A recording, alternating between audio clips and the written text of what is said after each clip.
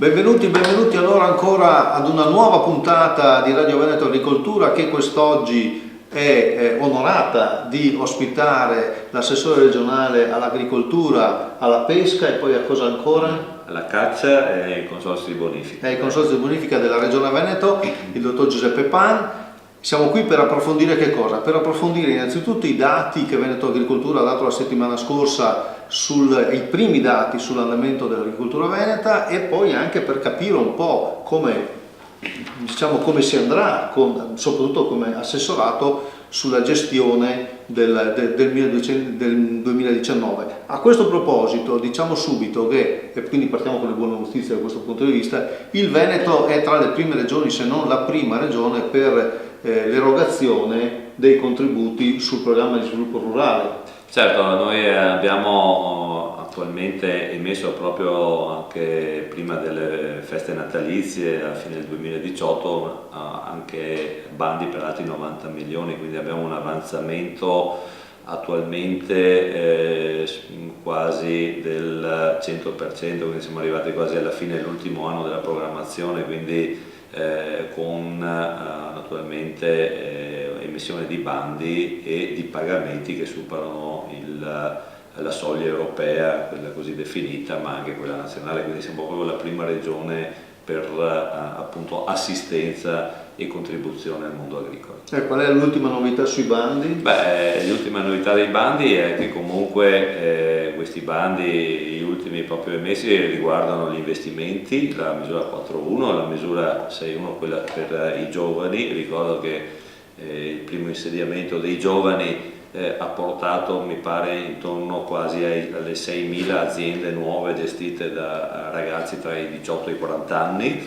E quindi stiamo continuando con questa fase di ricambio generazionale. Dall'altro canto abbiamo anche investito sulla cooperazione, sulla misura 16 e un'altra misura importante, soprattutto per l'irriguo, abbiamo messo a disposizione 25 milioni per le attrezzature per il risparmio dell'acqua, quindi tutte quelle attrezzature per il mondo agricolo, per le imprese agricole, che vanno a portare l'acqua dove l'acqua serve per quanto riguarda l'agricoltura di precisione e il minor spreco dell'acqua, che è uno dei temi naturalmente più importanti, visto anche i cambiamenti climatici che subiamo continuamente e le stagionalità che sono così cambiate. Ecco, allora questi dati forse ci portano anche a commentare positivamente, più che positivamente, i dati che sono stati proposti la settimana scorsa sull'andamento, i primi dati sull'andamento dell'agricoltura veneta 2018.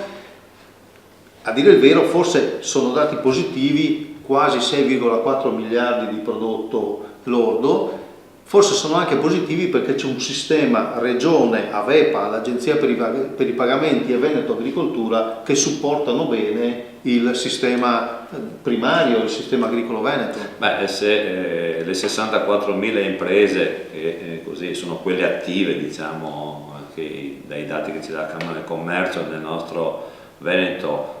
sono così ben strutturate e sostenute, perché poi il Veneto ha un sistema che è anche invidiato dalle altre regioni, perché io quando vado a Roma i colleghi ci invidiano, perché noi effettivamente tra il Dipartimento, dove diciamo c'è la testa pensante per quanto riguarda appunto la creazione dei bandi, per quanto riguarda le attività legate all'agricoltura, poi abbiamo i due bracci operativi, che uno è appunto la VEPA, che è la nostra agenzia veneta dei pagamenti in agricoltura, che appunto ci dà grande situazione. Vi ricordo solo 27.000 domande che sono state finanziate e con i pagamenti in meno di 45 giorni. Ci sono regioni italiane che stanno ancora aspettando i pagamenti dei primi bandi. Se io avessi i tempi delle altre regioni italiane, soprattutto quelle del meridione, magari avrei non i gilet arancioni qui fuori, ma probabilmente mi vengono a prendere a casa con migliaia di trattori. Ma detto questo, abbiamo poi l'altro braccio operativo, che è Veneto Agricoltura, dove Veneto Agricoltura si sta sempre più specializzando nei suoi obiettivi, nei suoi target, appunto nella ricerca di innovazione e quindi la costruzione di tutte quelle attività legate all'assistenza delle imprese agricole che vanno appunto in questa direzione. Quindi questo sistema che collabora sta dando degli ottimi risultati, e se l'aumento dei fatturati oltre naturalmente la capacità degli imprenditori agricoli di fare il loro lavoro, il Veneto possiamo dire di essere soddisfatti. Ecco, però questi erano i dati positivi, ma ce ne sono anche, ci sono anche delle ombre, questi chiari, scuri come sempre, e le ombre vengono anche da alcuni settori forti tradizionali dell'agricoltura veneta, una parte dell'allevamento, il mais e soprattutto, a dire il vero, i cereali a tuno vernini, che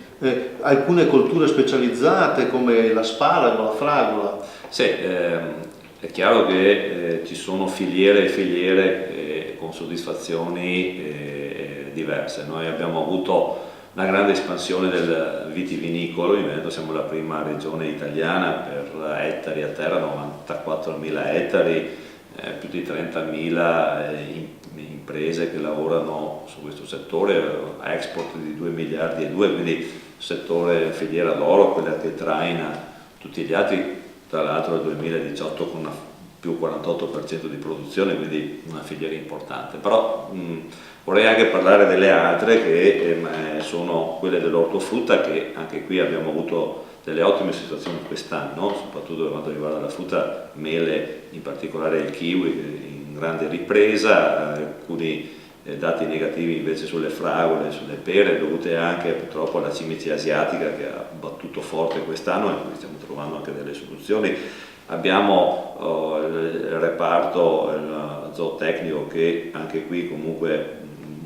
buona tenuta, diciamo, del settore carne rosse e del latte, quindi anche se auspicheremo un prezzo naturalmente più importante di 36 centesimi, però il cunicolo e l'avicolo hanno dei dati negativi, soprattutto il cunicolo, quindi questo è dovuto, insieme analizzando poi anche le filiere dei cereali, dovuto alla concorrenza sleale che viene spesso anche dai paesi europei, cunicolo, avicolo e naturalmente poi i cereali, la barbabietola in particolare e il tabacco subiscono dei dumping internazionali dovuti a delle importazioni massicce dai paesi soprattutto dell'est europeo, oppure anche per quanto riguarda la barbabietola del dumping che viene fatto dalla Germania e dalla Francia, quindi c'è questa Europa e ha delle regole differenti tra Stato e Stato nei rapporti tra gli Stati, quindi lì c'è una correzione che deve essere fatta a livello politico nella Commissione europea, perché non è possibile che ci sono degli Stati europei che ci facciano concorrenza pur essendo nell'euro, pur essendo con le nostre stesse regole, ma avendo naturalmente costi differenti, quindi bisogna trovare delle correzioni. Io sono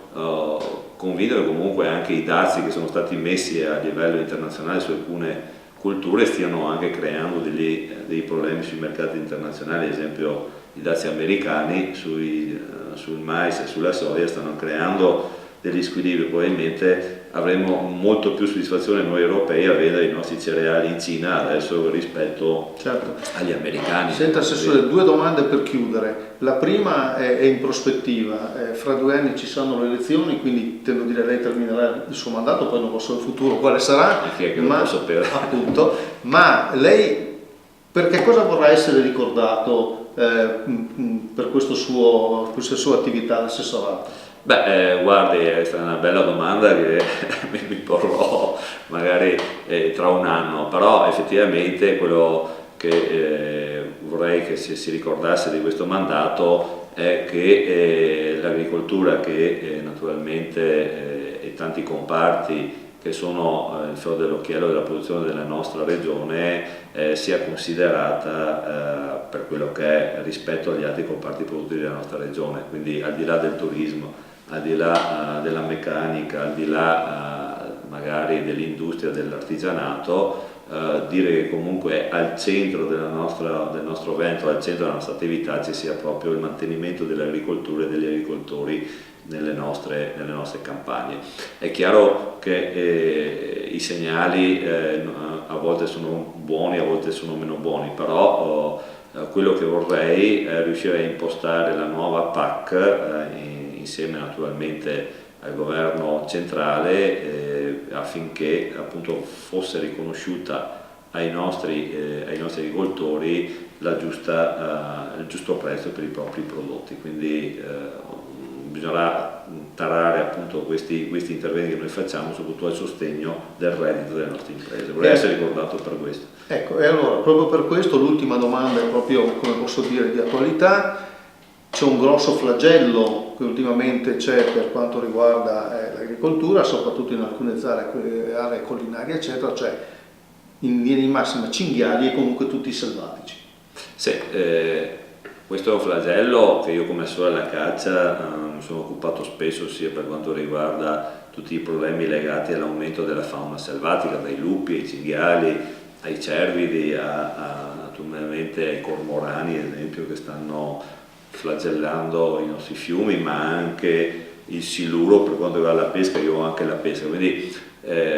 ci stiamo rendendo conto che i cambiamenti climatici hanno reintrodotto delle specie, chiamiamole, che prima non c'erano, ma nello stesso tempo hanno incrementato molto di più il numero di certi animali, che stanno creando veramente dei grossi problemi non solo all'agricoltura per i danni che vengono fatti, ma soprattutto anche di ordine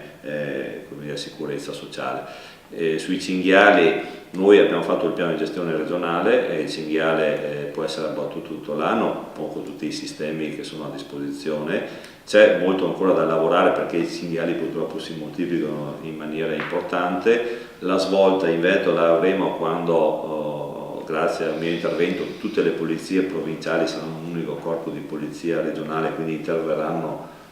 in maniera massiccia insieme ai controllori che noi abbiamo selezionato, che sono cacciatori preparati che qui fanno i corsi, ma allo stesso tempo abbiamo bisogno di un intervento nazionale. A oggi purtroppo a livello nazionale i piani di gestione nazionali sono piani che sono fermi per volontà politica dell'assessorato del Ministro dell'Ambiente e di chi c'è. Vediamo se lo sblocco che noi auspichiamo come regioni sarà